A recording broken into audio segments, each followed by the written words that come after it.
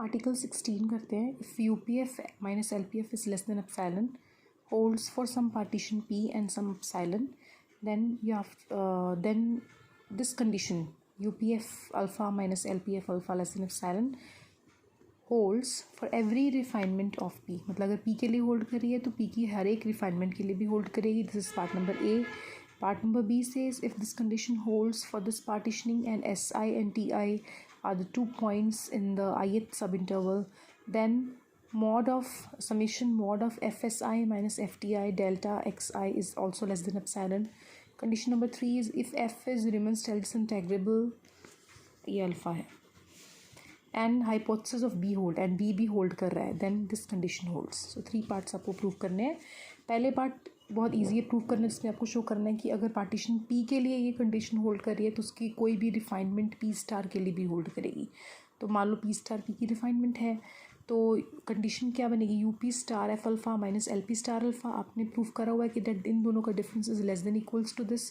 क्यों? क्योंकि आपने पढ़ा हुआ है कि जब भी P स्टार P की रिफाइनमेंट होती है LP स्टार बड़ा होता है LP से एंड UP स्टार छोटा होता है UP से. ठीक है ना.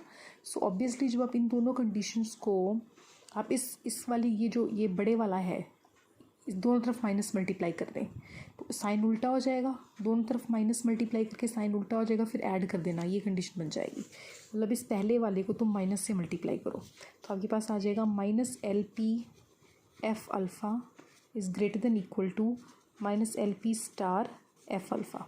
ठीक है. अब ये सेकंड वाले को और इस वाले को ऐड कर दो. ठीक है.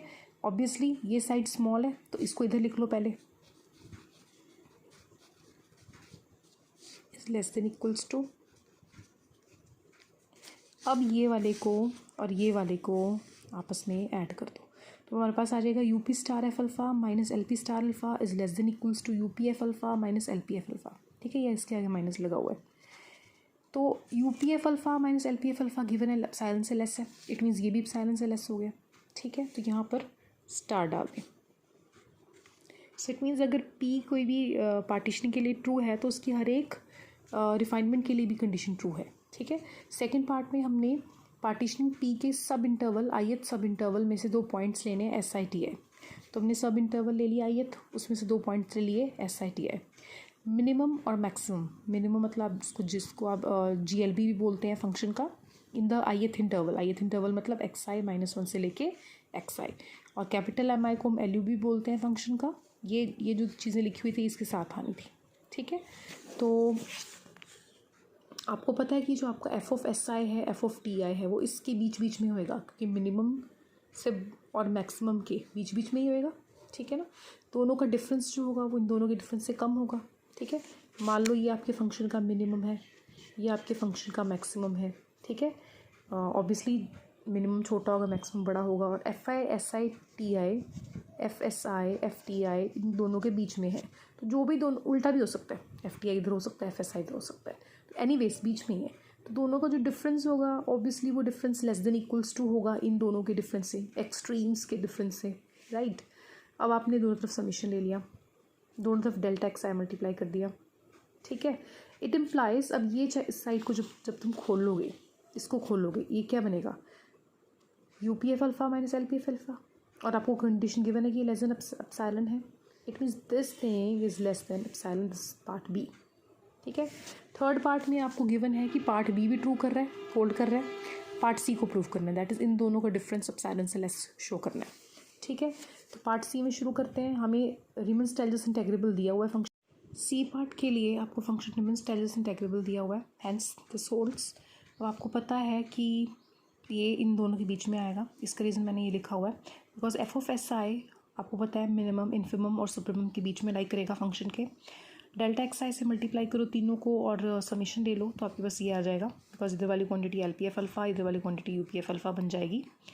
अब आपको पता है कि ये integral LP F alpha UP F alpha के बीच में होता है. तो आप इस इधर राइट साइड वाले को लेंगे, इन दोनों को लेंगे और माइनस से मल्टीप्लाई करेंगे तो इनइक्वालिटी चेंज होकर ये बन जाएगी. ठीक है.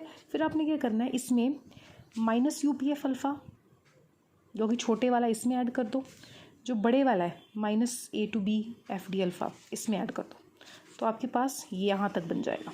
ठीक है. सो बेसिकली आपने ये लिया, लेफ़्ट वाला लिया, उसमें ये वाली क्वांटिटी को ऐड कर दिया, ठीक है।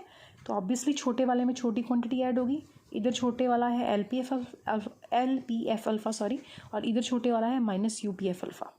इधर छोटे वाला ये समीशन है बड़े वाला, और इधर बड़े वाला ये है, ठीक है।